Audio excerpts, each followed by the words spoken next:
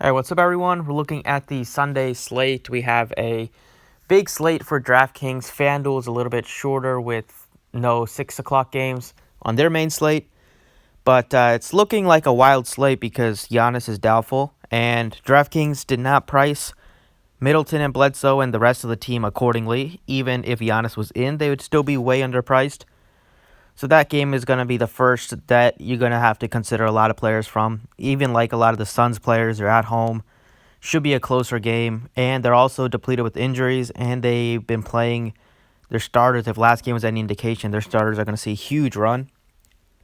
So that game is the top on the slate to target, and then I'd say that Houston looks good. You could look at some of the Heat players. I'm not that interested in stacking against the Heat on the Wizards side. But really, the early games are my favorites on the slate. At point guards today, let's get started here at point guard. Before we get into it, you can drop a like down below, subscribe if you have not already. Yesterday, Fanduel was good again. Fanduel's been crushing it lately. 344 there. DraftKings missed by a little bit again.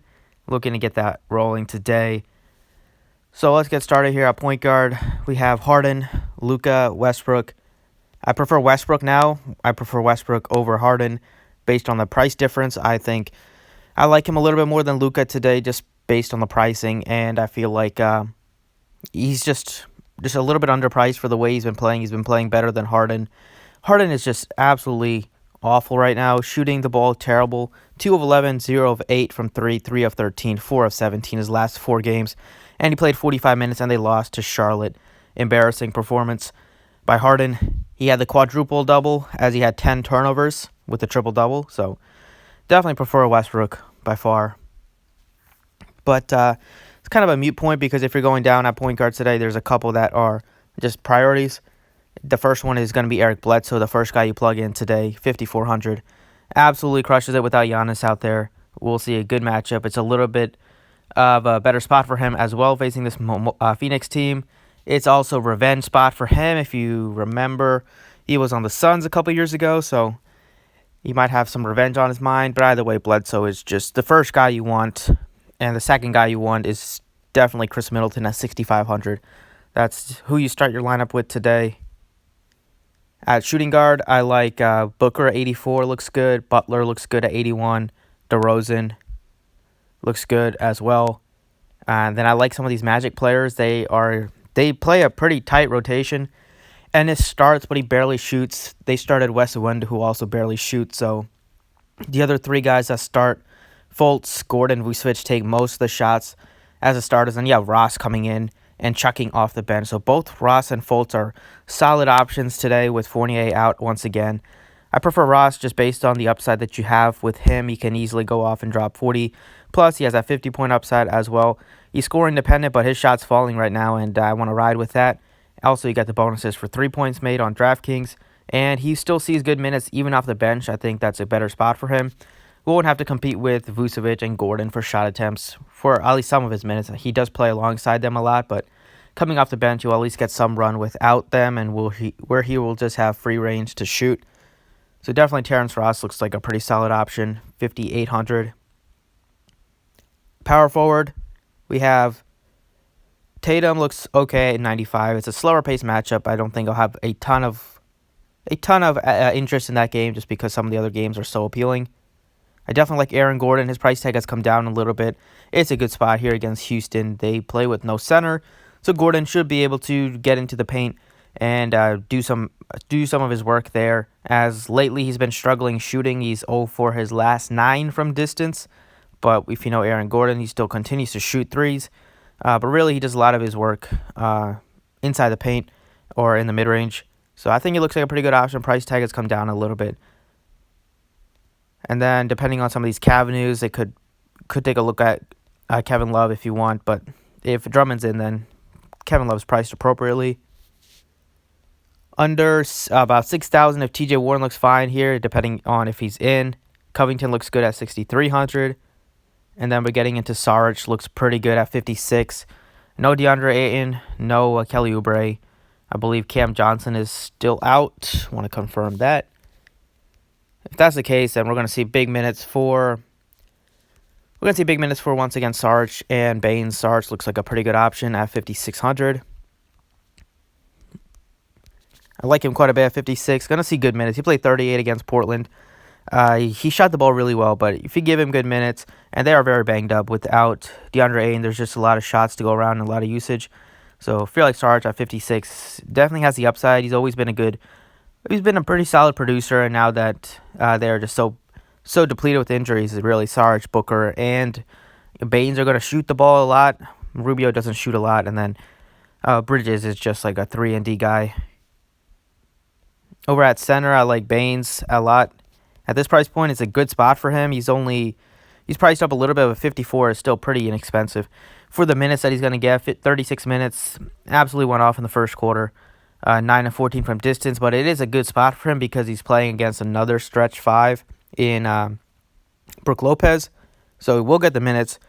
54 is still at a good price point considering the role that he's going to have today.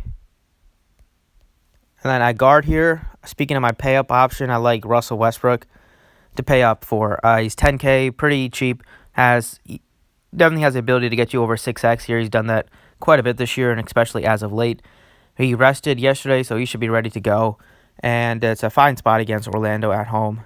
Orlando's defense been a little bit worse, and with all the injuries, they've definitely been a little bit worse, but it's still a fine spot for him.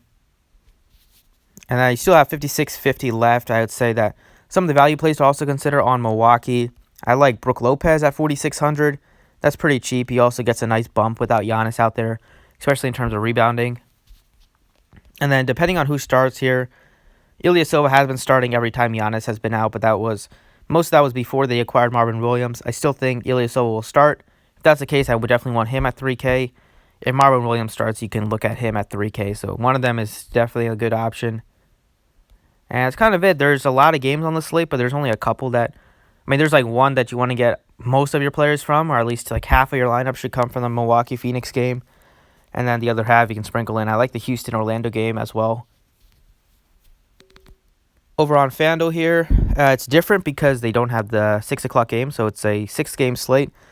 I think that's a good thing that they don't have the Milwaukee game because knowing how they price things, they probably price them worse than the Draftkings did. About point guard, I'm looking at Russell Westbrook, 10-7. I'd say Sexton is still in play. I like Elfrid Payton as a tournament play. He never gets ownership, but he always has that huge upside, and lately he's been getting decent run. The Knicks are not going anywhere this year, so they've kind of just been playing everybody. But he's still been getting around like 30 minutes, 28-30 if he's playing well. If he's not playing well, he can easily get down to 19, so it is a little bit risky.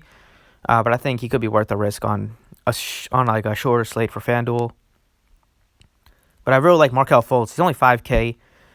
He gets a big bump without Fournier if you look at court IQ. Played 27 minutes. He could have easily played more against Minnesota. The game kind of got out of hand late. But he was definitely playing well. If they gave him like 30 minutes, he would have crushed even more. So I think he looks good against Houston. Big time pace up spot for the Magic. At shooting guard, I'm looking at Jimmy Butler quite a bit. That's 8K. That looks good. In a great matchup against Washington, I like DeMar DeRozan at 7,800. And then we'll see. Hopefully we'll get some of the new Raptors news because if Van Fleet's out again, then Norman Powell's been absolutely lighting it up off the bench. He would definitely be a solid option. Ross is still only 5,200. That looks great as well. But right now, Jimmy Butler looks like a solid option. Small forward, I like Siakam. There's like no pay-up options at small forward on FanDuel. You have Siakam, and then you have 67 for Warren. That's a pretty big price tag for Warren, even if he suits up. But I think with the lack of options, he's definitely like the second or third best play at the position. Chetty Osman looks good. If Kevin Porter happens to return today, then he would be he'll jump into the top play at the position. But right now, I like Siakam just because. Just looking at the position, there's really nobody to pay up for. And he's in a fine spot against Sacramento. Still been a pretty solid player all year. Pretty cheap price point, 8,100. Power forward, Sabonis looks good, 83. Christian Wood, 79, looks good. And then Aaron Gordon is one of my favorites, 7,100. And then you also have Covington I like. And then if Gasol misses again, then Ibaka looks in play at 6,200. But Aaron Gordon is tough to ignore. 7,100. He started off the game like 1 of 8 shooting against Minnesota. I picked it up a little bit, but still, it's only a couple games away from where he was super consistent and playing huge minutes. Still playing big minutes, 37 and 35, but I think it's a spot where he can get back on track just in this matchup, how awful Houston is or has been defensively lately. And then at center, I like Vucevic is the top play. If Drummond is in and Thompson rests, then Drummond would be a nice option. If both of them are in, then I don't think you have to play one. But Mitchell Robinson looks like probably the second best play, depending on the Cavs news, 5,800. And then if you want to go cheap at the position, there's really nobody to punt with. So even if Gasol's in, I don't think he's playable because he's going to be probably limited heavily. But Vucevic is the top play. Coming off of a couple of really solid outings, now he gets to face a Houston team without a center. They will have a tough time stopping Vooch. He can also step back and shoot threes. We'll get a lot of rebounding opportunities, even though it's a tougher spot because they don't play with the center. Everybody's at the 3-point line, so Vucevic is gonna have to work for those rebounds. But I still feel pretty solid about him. He can crush here against Houston. So that's it on DraftKings. The top game to target is definitely the Milwaukee game on Fanduel. It's definitely the Orlando game with the pricing on the Magic. So that's what I'm looking at for this slate. Thanks for watching. I appreciate it. Keep you guys updated on Twitter if things change, and good luck today.